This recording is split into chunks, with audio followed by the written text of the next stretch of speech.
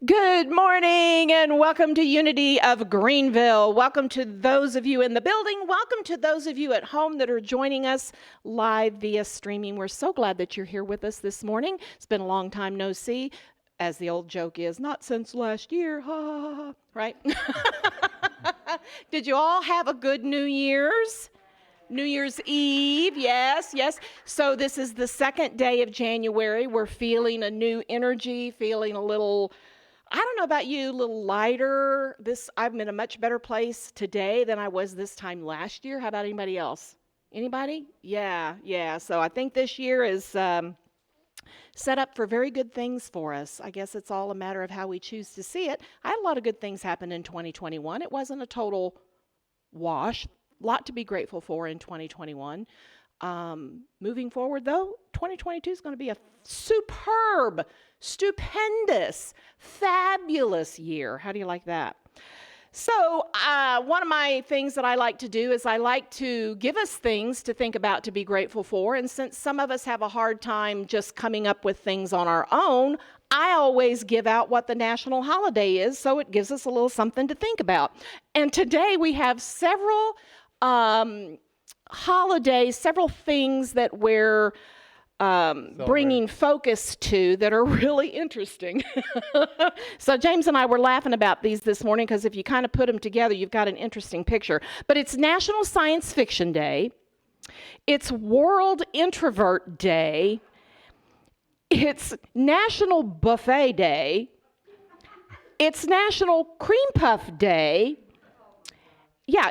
And it's National Motivation and Inspiration Day. So and Personal Trainer Appreciation Day. Yeah. So we were having some fun with that. The introverts are at home eating their cream puffs and appreciating their personal trainer who's not with them at the moment. Anyway, a lot of things to be appreciative of this morning. So with that, we're going to just move right on into our daily word. So I'd invite you to just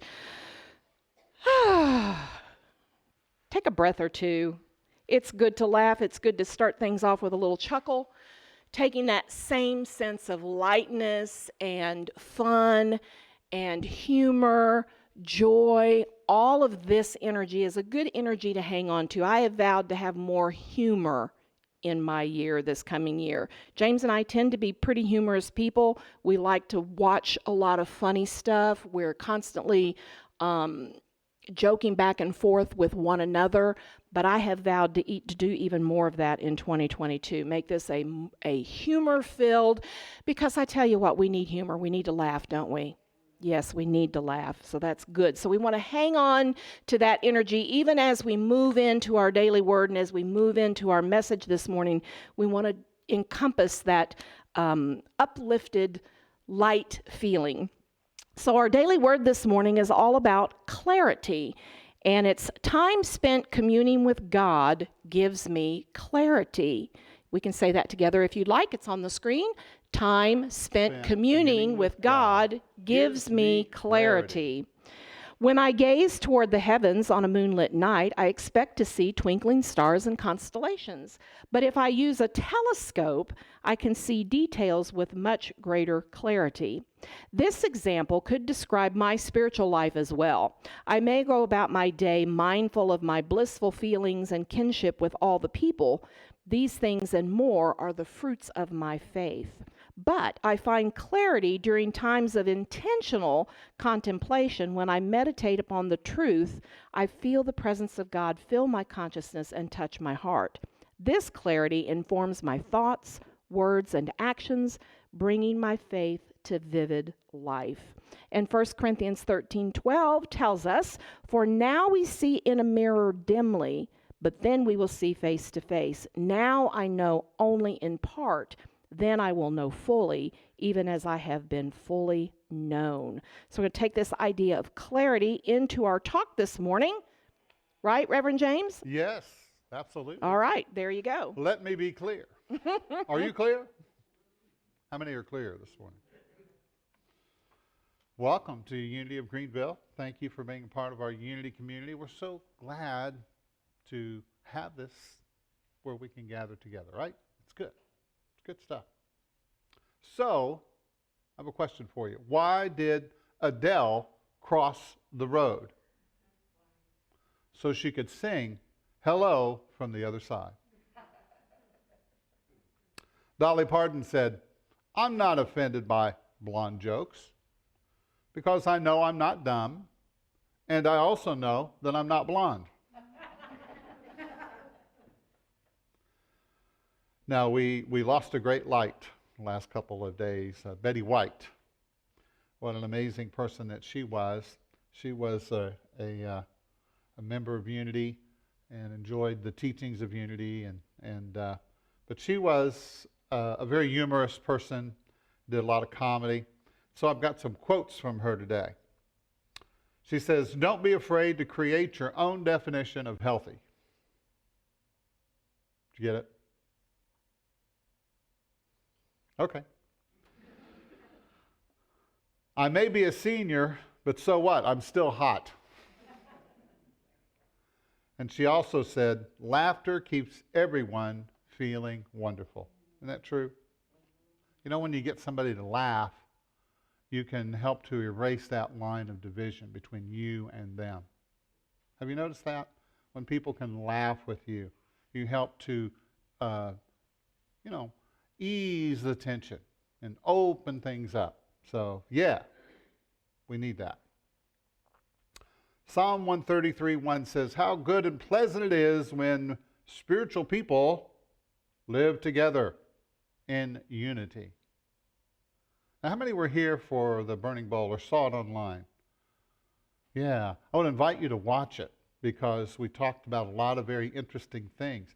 We talked about God's wife. Who was that? Wisdom, of course. God is married to wisdom. Wisdom is how things get done. Yes, right there. We have a beautiful little, what is she, 1-year-old? Yeah, she's beautiful. Let her talk all she wants. We may put the microphone on her.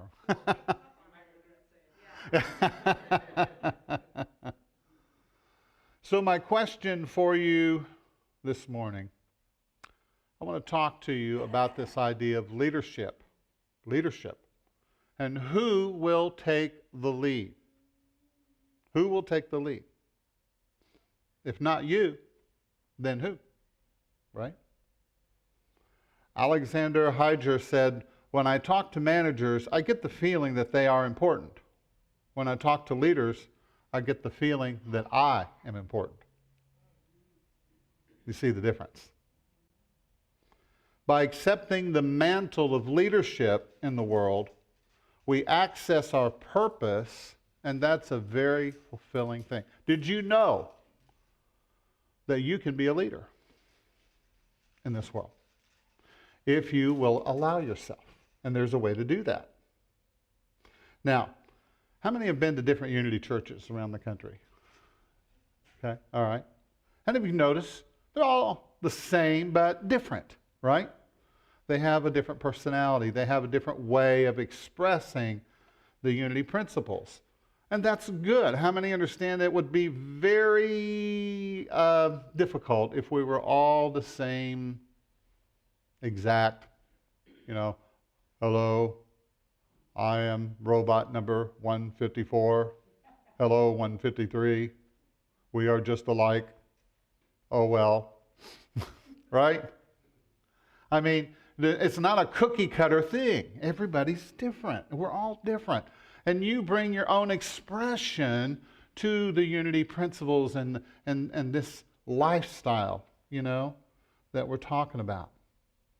And so every Unity church interprets a little differently things and has a little different representation of the Unity message. But most importantly, I feel that the most important thing is that does it feed me spiritually? How many understand that you are first and foremost a spiritual being? And you and I, we need that spiritual food. We need that teaching, that bread of life to feed us so that we can grow and develop and have strong spiritual bodies, so that we can be leaders in whatever your sphere of influence is. Because we all have a sphere of people, an environment around us, a group of people that we are accountable to and responsible to, not for. How many know that you can't be responsible for everybody? I've tried, it doesn't work. You're responsible to people. Make sense? And so we need to be fed spiritually. Everything else comes after that, right? And in a spiritual community, does it feed you? Does it uplift you? Does it inspire you? Does it motivate you to make the changes in your life? Because without change, there's no growth. And without growth, we're not maturing. See? Make sense? And we need maturity in the world, because our only problem in the world right now is our lack of maturity. Can you see that? It's our lack of maturity that keeps us from being able to provide for all, to bring peace and understanding and wisdom and joy and all these things. So our particular unity interpretation or representation, we have what is called a vision statement. And I want to read it to you. Unity of Greenville is a haven of peace where everyone is loved and empowered through positive, practical spirituality to heal the belief in separation. That's our vision. Our mission is enhancing the world one life at a time by sharing these positive principles of practical spirituality to those we touch through a variety of services and events. Are you with me so far? And then thirdly, our value statement is we undertake every aspect of ministry and business fully embracing the values of love, trust, acceptance, integrity, and respect for all within and without or outside of our spiritual community. And so those are the three basic, fundamental statements of who we are and what we do. So this morning I'm going to need something from you. Okay? Is that all right? It's got quiet there. Oh, thank you. She said, yeah, I'm ready. I need a buy-in today. I need a buy-in. I'm asking for commitment according to the fifth principle, a demonstration. You know what the fifth principle is, right? Now, we're going to be talking about the 5 unity principles this month. We're going to get into them a little bit later in the month. So we like to do that in the beginning of the year. We like to go over the 5 unity principles, make sure that we're clear. And we like to look at them a little differently every year. You know what I mean? A different aspect, because they're universal and they're applicable to every area of life. So the fifth principle is, what is it? It's about the law of action. It is the idea that you must practice what you believe, or is it really a truth? Is it really something that you are embodying? Does that make sense? And so that's what I'm asking you this morning, to embody something. Will you live the unity principles with this vision, and to always act from the higher good perspective? Will you do that? Will you say, I do? Thank you. You didn't know you were getting married today, did you? So, are we willing to create together a haven of peace? A haven of peace. What is a haven of peace? It's a safe place. It's a place where you can go and be yourself and be around other people who are also growing spiritually, who are also learning, who also have challenges in their lives? How many understand that everybody that comes through those doors has an Achilles heel of some kind? They have a challenge, something they're dealing with, and it's all different. And that's why we declare Unity of Greenville a no judgment zone. Say with me, aha! Right? A judgment-free zone. Now, it doesn't mean that we don't sometimes get into that, but here's the deal. If you will make a commitment to make this a judgment-free zone, because we want a haven of peace, right? So when people come in, they can just be. Because people today need what? They need healing, don't they? People need healing. They need inspiration. They need motivation. They need upliftment and encouragement. You know, when you go to church and you're just beat down, you know, to me, that's not what a spiritual community is supposed to be. Would you agree with me? What do you think? Right? So, a haven of peace, a soft place for people to land. Yeah. Because sometimes, you know, we've had people come in. I remember one time we had a gentleman who would come for 2 or 3 years and he'd sit in the back and he was always inebriated. And he would just sit in the back. He wouldn't say anything, didn't do anything. He just sat there. But, you know, people would, you know, other people who kind of knew what was going on would come up to him and talk with him. And some folks would just walk by him, you know, just, okay, whatever. Because that's where he was. And it was for about 3 years he was here. And then one day he came in, he told me, James, I finally got it, you know. And his AA meeting began to work for him. And he started working the principles, and it started to change his life. But here's the key. He was sitting in the back row, and you could smell, you know, you could smell the alcohol on him. And for some people, they come in and they immediately they go to judge. Oh, this is one of those drunken churches, or whatever, you know. But yeah. So it's important to remember that everybody is doing the best they can with the tools that they have. They probably don't. A lot of people don't have a lot of life skills. They don't have the understanding that you do, possibly. They don't have the wherewithal, the education, sometimes the advantages maybe that you and I have had in our lives. And so we need to be a safe place for people to land. So will you commit with me? Will you say, yes, James?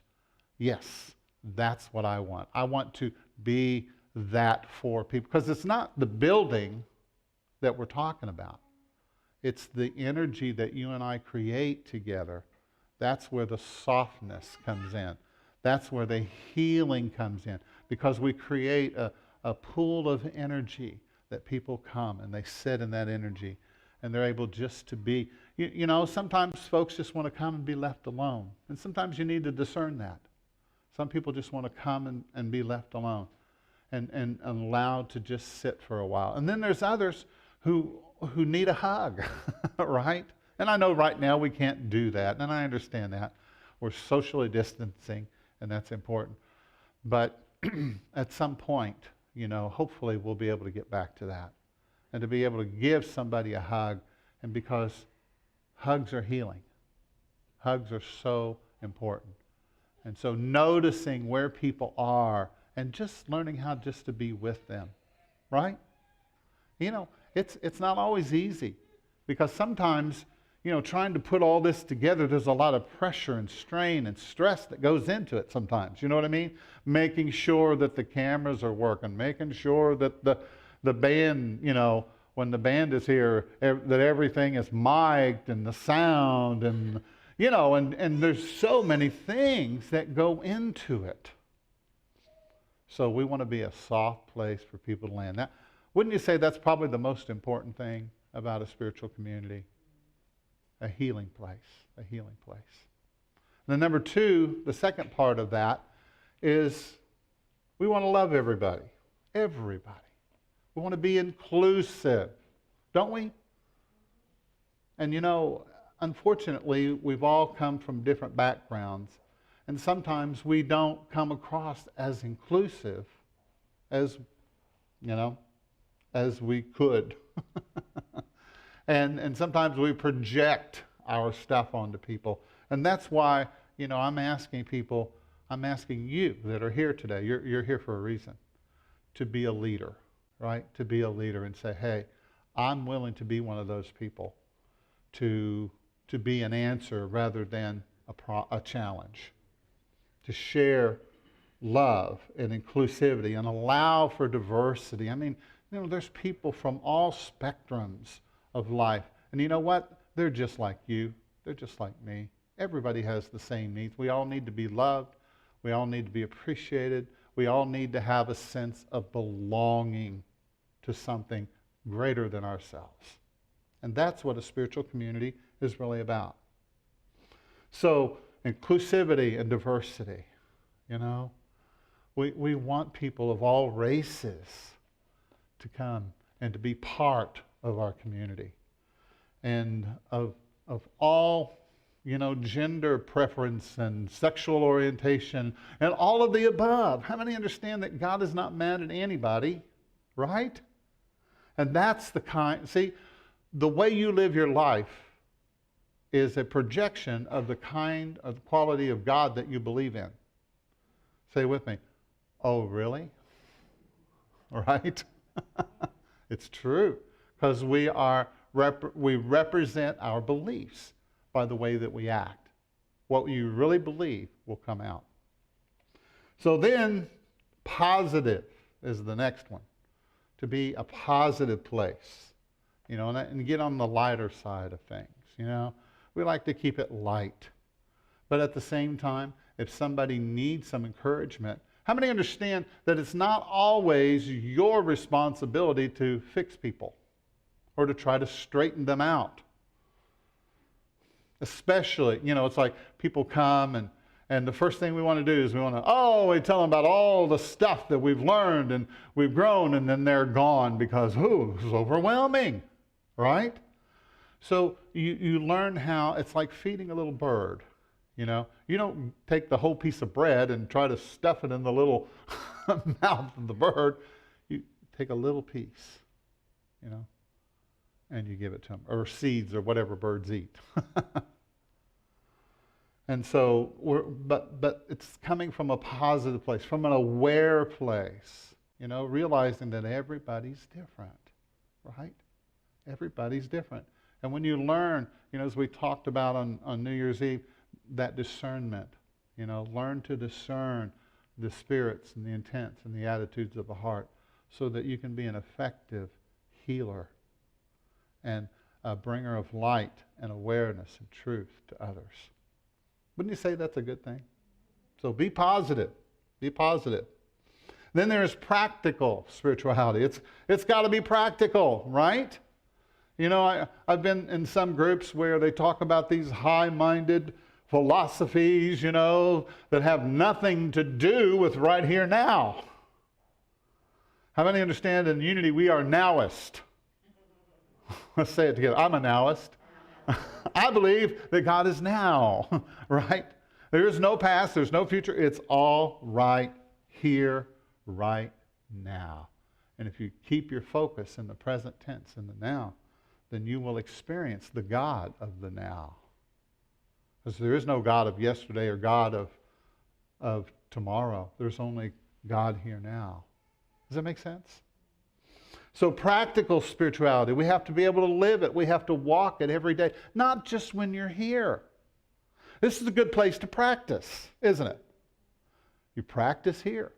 And you will have situations that will come up where there will be those who will try your patience. Because not everybody who comes here is perfect. Really? Now, they are perfect in their own way. but they may not be perfect according to your definition. Right? So it's important to remember, not everybody is walking with the same understanding that I have. That came as a revelation to me when I was very young. I thought everybody felt like I did. I thought everybody saw the world the way that I see it. You know? I see it this way, so it must be the right way. Well, guess what? I soon learned people have differences of opinions, right? So, practical spirituality, being able to live it, and breathe it, and practice it. It is a practice, and guess what? You're going to make mistakes. People in this room are going to make mistakes. I've made mistakes, right? And you know, if I make a mistake, I'll tell you about it. Maybe. Right? But we all make mistakes. We really do. And then the last part of that, to heal the beliefs in separation.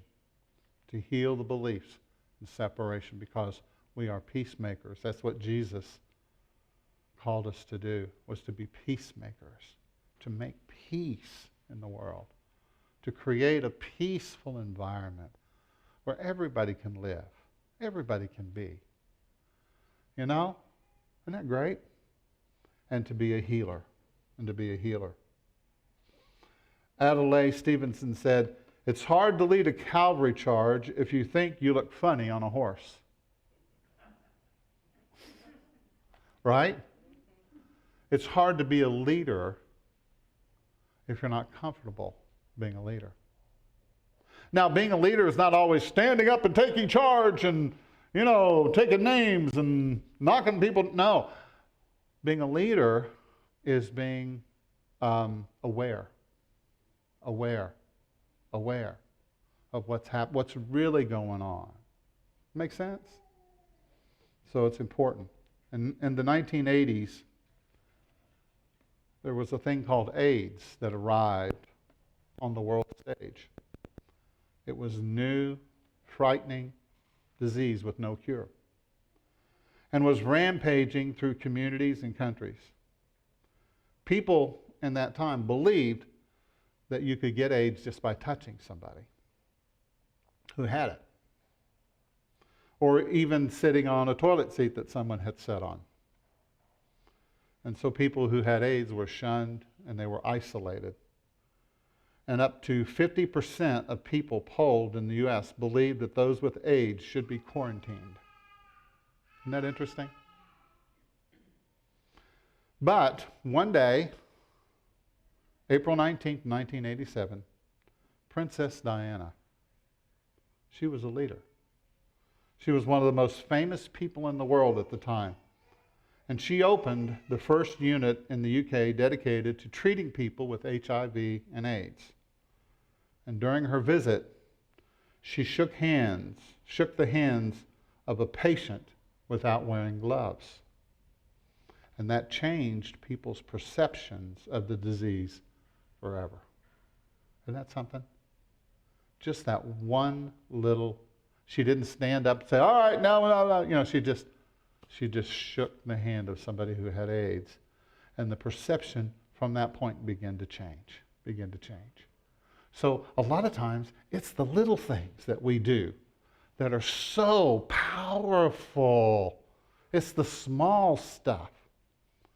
How many know that it's always in vogue to do the right thing? Isn't it? You don't need to be Princess Diana to do the right thing. You just need to show up and do what is for the highest good in that moment. What could I do in this moment that would be for the highest good? And sometimes it's just, if you allow yourself, Jesus said, in that day, in that moment, in that hour, you won't know what to say or do, but the Spirit within you will give you the words to say and the action to take. Sometimes you just have to be in the moment and feel the energy, read the energy, and go with what you need to do. Make sense? I think that that's so powerful, so important. It's the little things that come along that you never know the influential power that you have to touch somebody else's life. I remember one time I would go to this particular store to pick up supplies, and I was there one day, and I was sitting at the counter, waiting for, my supplies to come. And there was a gentleman sitting there, and he was talking. He was talking to the guy behind the counter. And he was telling him how that he felt that gays deserved to, and this is what he said. People say these things. Deserve to burn in hell. Okay? So, I didn't know anything about this guy. I didn't know his story. And obviously this guy didn't know. And so we started talking, and I said, that's an interesting belief you have. I didn't attack him. I didn't say, you foul dirt. That's an interesting belief that you have about people. And, I think I used the word judgment. That's an interesting judgment that you've just made. I said, have you ever really looked up the word for hell in the Bible?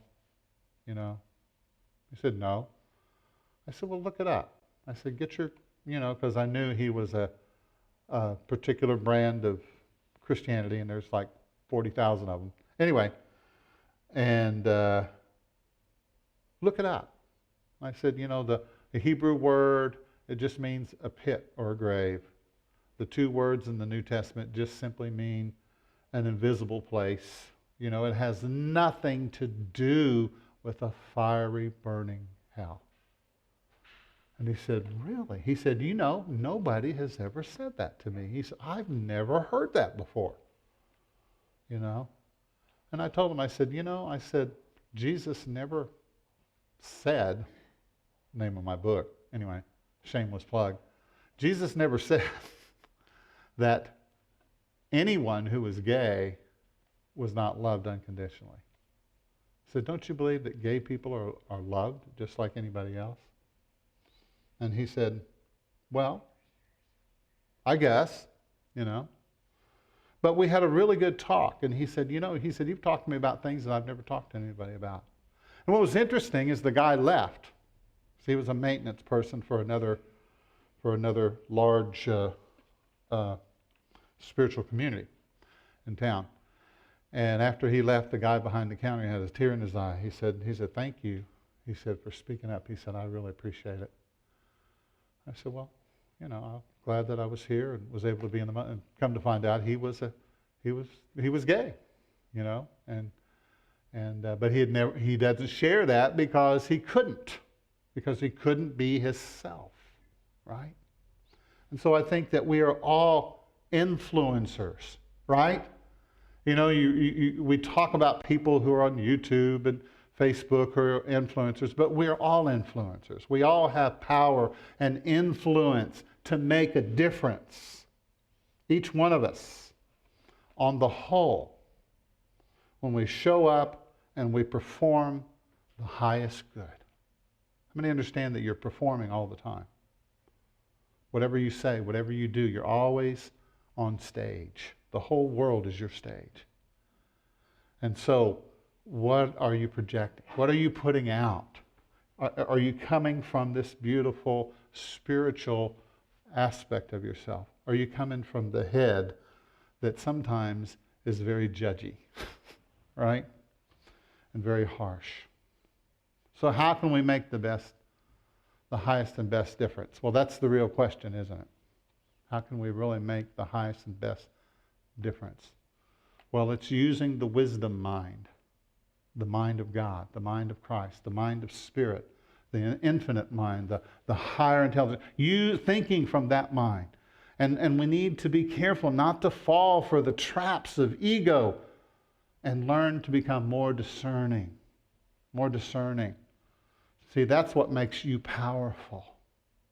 People of discernment are very powerful because they can see through all of this yucky stuff and see right to what needs to be done, what needs to happen. And they do it in the moment. You understand? They do it in the moment. That's what makes you powerful. You know, some people spend their whole life promoting false ideals that really don't work. You know, I've got a long line of trash cans behind me where I've tried different things. How about you? Have you tried different things, tried it all, and it's like, that doesn't really work? And so you put it in the trash can and you let it go. Or you put it on the shelf. You say, okay, maybe it doesn't work for me now, maybe later. You know, I can learn something from this. So, but we don't want to promote false ideals, things that just don't work. So things that are based on unconditional love, how many know that always works? That always works, doesn't it? And so here's some points to consider, to think about. Number one, you cannot fix everybody. You cannot fix everything. See, I know Unity people. They're gracious. They have such big hearts. They want to fix everything. They want to change the world like yesterday. Do I have anybody here like that this morning? Are you with me? I feel that way too. You know, I want to get this whole thing turned around in the world and fixed. But I understand now that that is not my purpose alone. That I can't do it. You see, Jesus spent 3 years training 12 disciples so that they could go out and spread the message of universal forgiveness, universal love, universal acceptance. That's what Jesus taught. That's what he believed. And that's our job. See, every one of you is a teacher. You teach people through your words, through your actions. You teach them how to be. Does that make sense? So number one, you can't fix everybody and everything. That's not your job. Number two, you can be a healer to those that are drawn to you. There are people that are showing up in your life. They are there for a reason. You say, James, I don't want to mess with them. I want to work with this other thing over here. But you don't get it. They're there for a reason. You know, sometimes we think, oh my, you know, I have this grand vision of what I should be doing and reaching the multitudes for God. Not realizing the person sitting next to me at work needs some inspiration, needs some upliftment. Maybe the person that you're joined to in marriage, sleeping next to, maybe they need your help. You understand what I'm saying? Those are your true neighbors. Those are your first neighbors. And then you spread out from there. Does that make sense? Are you with me? Be a healing presence to them. Practice on them, you know. That's what marriage is really about. You practice on each other.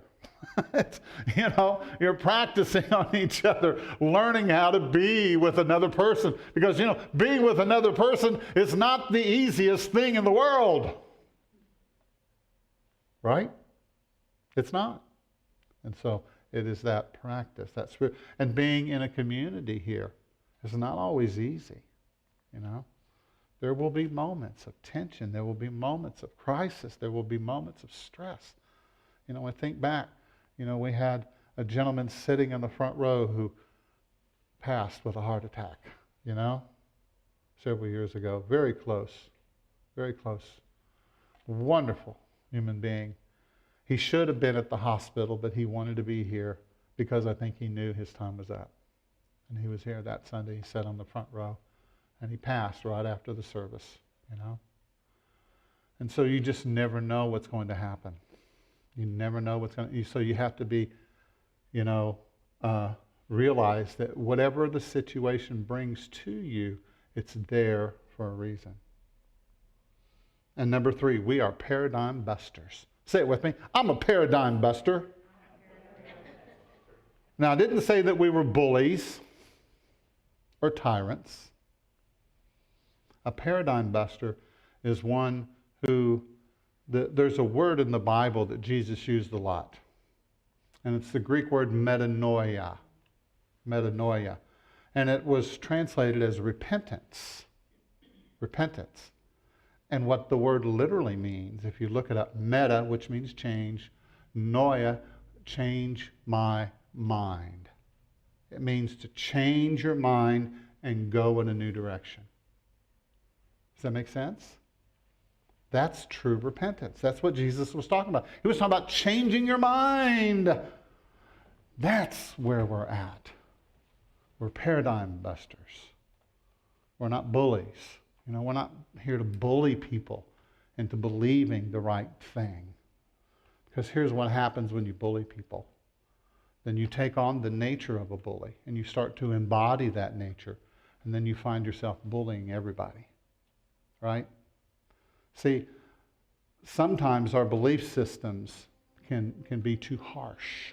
Even unity teachings where we try to be as loving and appreciative and open as we can be, sometimes we can come across as somebody who thinks that we're better, than somebody else. And that's spiritual pride. And that's something that we have to really, really be aware of. That we don't fall into that ego trap of spiritual pride, that I'm better because I believe differently than somebody else. Right? What you do is you learn how to accept yourself as you are. Warts and all. Love yourself. That's your first project. That's your first line of not defense, but your first line of thinking is, I've got to love myself. If I can't appreciate who I am, how in the world am I going to help somebody else with their situation? Does that make sense? So think about that. Think about that this week. Are you willing to take ownership of your life? Are you willing to take ownership of these beautiful principles that we espouse? You don't have to. Nobody has to do anything. It's your choice. It's your choice. But when you make a choice and you repent or refocus, change your mind and go in a new direction, as you get down the road, you will discover freedom like you've never had before. You will discover your gifts and your talents that you already possess. But until you're able to come into a situation, a hard situation sometimes, You get into a situation where, wow, and believe me, there are things going on today that I didn't ever think we'd have to deal with. How about you? You feel that way? Yeah. But in the moment, Spirit is there, God is there, love is there. Love is available. And if you've been loving on yourself, been hugging yourself, giving yourself some pats on the back, saying, way to go, you did good there. That was a good job. You tell your little girl, little boy inside, I'm proud of you. You're doing good. You're doing good. You're a good kid. And you're making the world a better place. See, all you have to do is just show up and walk into a room. And that light that you are will shine. That's what Jesus said. You are the candle. You are the city set on a hill. You are a beautiful light. That's who you are.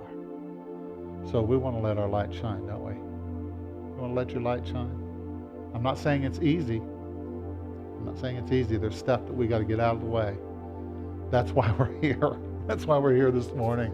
We're learning how to let go of some stuff and to begin to open up to something new and different. Let's close our eyes for a moment. Just take in a good breath.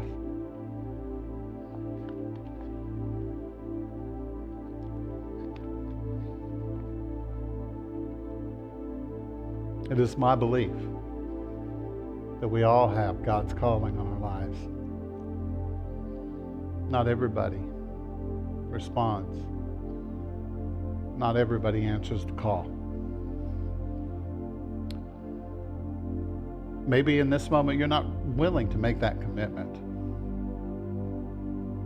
to give of yourself in service to others. And it could be that right now your focus is just on yourself. And maybe that's okay for a while. But there comes a moment in time where the little chick inside the egg begins to grow and develop and starts pecking at the egg until the egg bursts forth and that cute little chick comes out of the egg. Here I am, world. Here I am. And maybe that's where we are in the world. I don't know where you're at. You know where you're at. But it's through self-acceptance and being willing to speak up for those that can't speak for themselves, to share a smile, to share a handshake with someone that needs it, to give a hug in the name of God, in the name of love, in the name of Christ, to share a drink of water with someone, whatever it is. You and I are here to be the leaders,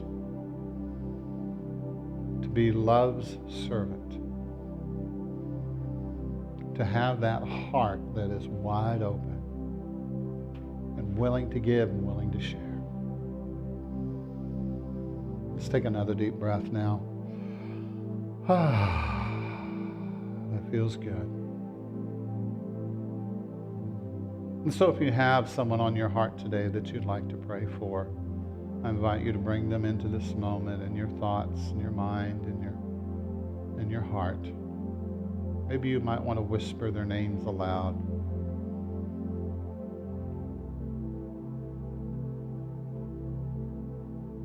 Whoever they are.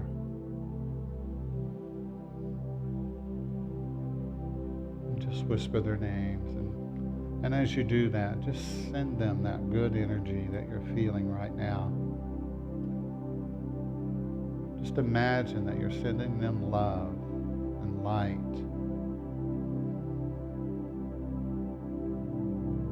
And then say a prayer in your own way. Dear friend, may you be well. May you find your wholeness in this life.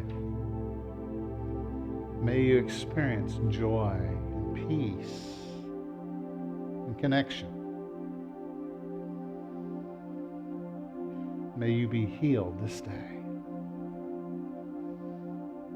I surround you with praise, appreciation, and gratitude.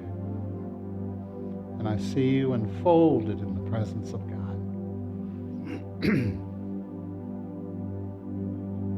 And I send you on your way now. May your journey be sweet. May you have peace. And I affirm for all people everywhere that we are one in spirit, one planet, one race, one people. And may you find that peace. May you experience that joy. May all of your needs be met, abundantly so. My desire for all is the greater good, the greater good. So now I invite you to hold that feeling inside yourself of the greater good. Allow yourself to be bathed now in that divine love.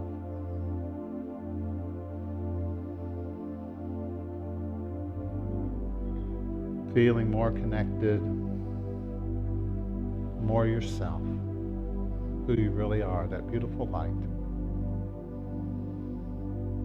And let us hold a moment now in the stillness.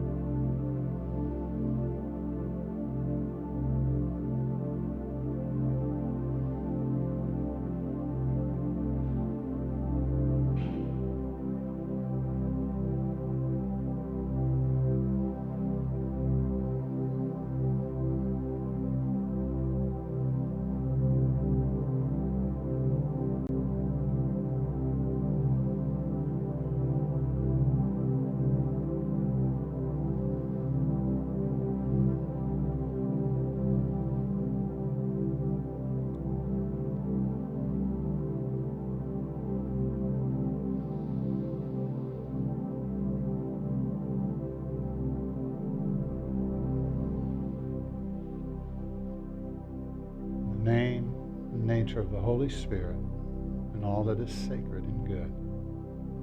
We claim the highest good for every person that's listening and that's watching and those that are here in this room. And together we say, Amen. And so it is. So it is. Thank you so much for your prayers. It's really appreciated. Thank you for bringing that good energy with you. Do you feel it? Do you feel it? Yeah, I feel it. It's really good. It's good stuff. It's good stuff. All right. Let's see. What kind of announcements do we have today? I know that Reverend David Torres is starting That's right, an yeah. online Zoom class, and I don't have the name of the thing in front of me, but it is on the website. Yeah, go to the website. Purpose. It's about purpose. It's about purpose, because that's in the title. They yeah, meet it's on the website. every Monday at 6 o'clock. Every Monday at 6 p.m. I think it's going to run for 10 weeks, and it begins on the 10th. The 10th. It's a week from tomorrow. Okay, great. Yeah. So if you'd like to sign up for that, go to the website. Well, you don't have to sign up for it. It's on the events page, and the Zoom link will be there. There's no sign the up Zoom, this time. it will be on the website. The Okay. Zoom link will be there. I'll So you can probably just go post it there tomorrow. and click the link and you're in. Join the- Okay. So everybody's welcome. You're all welcome to be part of it. I was part of the last class where we did, there was a Yale study on the science of well-being. And a Yale professor was talking about all these wonderful, how science and mind joy, right? understanding kind of come together. About joy? Well, it was about well-being About and well-being. joy and that kind of thing. But really, it was the unity principles, But just don't tell anybody. Anyway, so this class is about purpose. So if you want to be a part of that, you can be on that. We also have a group that meets on Friday here, Course of Miracles class, at 10:30 in the morning. And if you would like to make a donation to Unity, for those that are watching online, you can go to unitychurchofgreenville.org. You can make a donation to our community. And we, of course, we appreciate it because it's part of the lifeblood, of what we do and what we need. And so if you can make a commitment, whether you're in this room or watching in the ethers, if you can make a commitment, on a regular basis, that is very, very helpful. And that helps us with our budget so that we know what we can do. So I'm looking forward to next week. We're gonna explore this a little bit more about the idea of leadership and a vision for our community here. And if you want to be part of that and to make that happen, because here's what's happening because of the pandemic, it's like we're starting all over again. So we're using it as a fresh start. How do we want to present ourselves in the world now? How do we want to be now, right? And so I'm really excited to share more of that with you. And thank you so much for being here. I really appreciate it. And for those of you that want to give, there's a basket at the back when you leave where you can deposit thousands of dollars in there. So I'm an optimist. It helps. It really does. Okay, I wrote this song. Oh, would you like to play with us? Okay, come on up. This is Lori. She is our board president, and she plays a little drum sometimes.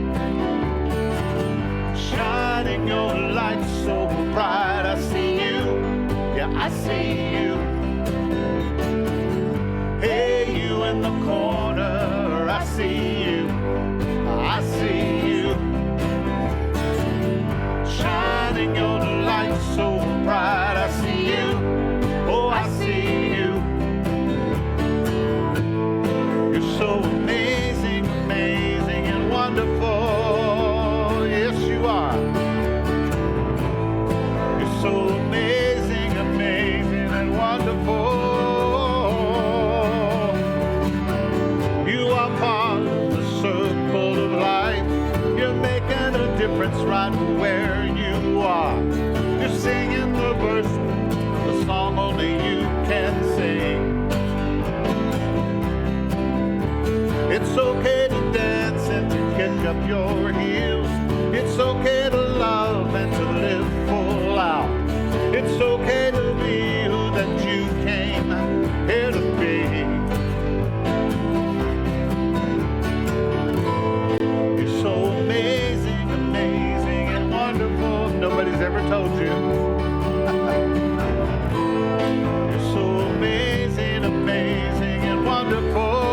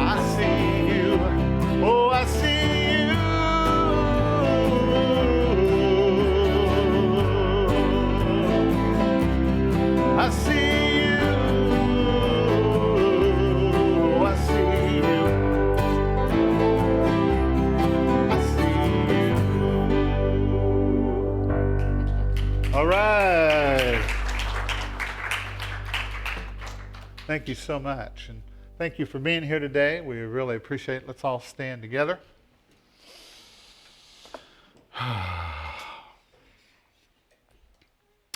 And let's share the prayer of protection. The light of God surrounds us. The love of God enfolds us.